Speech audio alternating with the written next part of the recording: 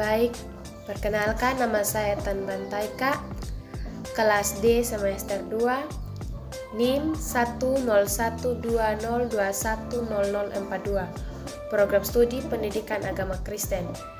Di sini saya akan menjelaskan tentang periodisasi sejarah Gereja Indonesia.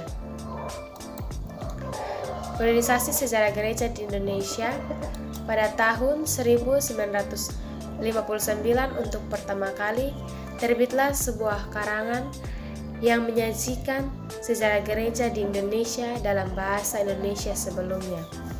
Sudah ada karangan-karangan yang membahas pokok itu, tetapi ditulis dalam bahasa Indonesia Belanda, buku Dr. Th. Muller-Kluger, Sejarah Gereja di Indonesia, yang merupakan pembahasan pertama tentangnya dalam bahasa Indonesia sendiri. Setelah Dr. Muller-Kluger menulis karyanya untuk mempelajari sejarah gereja di Indonesia maju, terus sejak tahun 1959 telah terbit beberapa buku berharga mengenai sejarah gereja di tanah air, dan di karangan-karangan itu diusahakan untuk memperluas pandangan sehingga yang diberikan bukan hanya sejarah pekabaran Injil melainkan sejarah gereja dalam arti yang lebih luas.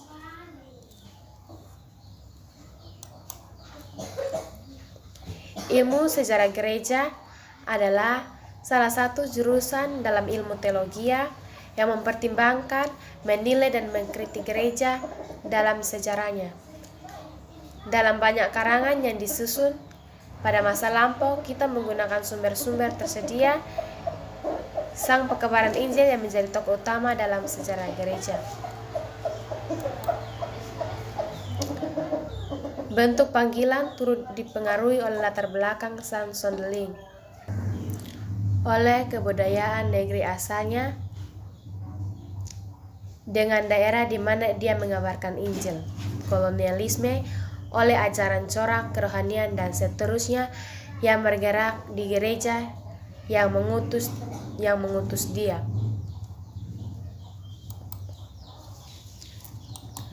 Ada beberapa persoalan yang kita hadapi dalam membahas sejarah gereja pada umumnya dan sejarah Indonesia pada khususnya.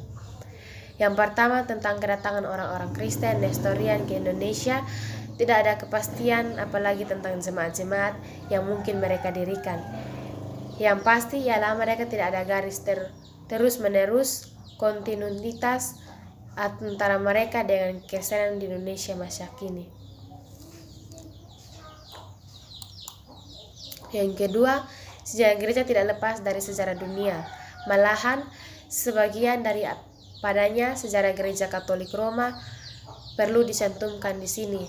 Hanya dalam pasal-pasal mengenai masa tahun 1522 sampai 1800, sejarah GRK dan gereja Protestan dan setiap daerah dibahas bersama.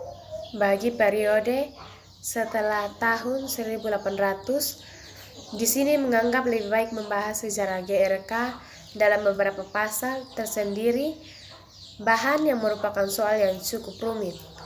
Orang bisa membagi sejarah atau periode-periode supaya rangkaian peristiwa-peristiwa terus-menerus dapat ditinjau dengan lebih mudah.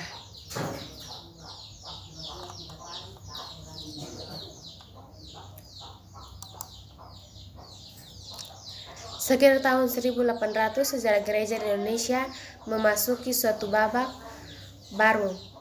Sebaiknya dapat ditanya mengapa tahun-tahun 1860-an dipandang sebagai garis pemisahan yang baru. Hal ini kita lakukan sekedar untuk membagi bahas atas dua Injil, bukan secara merata. Di sini beranggapan bahwa pada masa 1800 sampai 1930-an merupakan periode tersendiri, tetapi dapat dibagi atas dua babak. Tahun-tahun 1800 sampai 1860-an, 1860-an sampai 1930-an. Yang menentukan pembagian itu adalah beberapa pertimbangan serentak. Sekian dan terima kasih.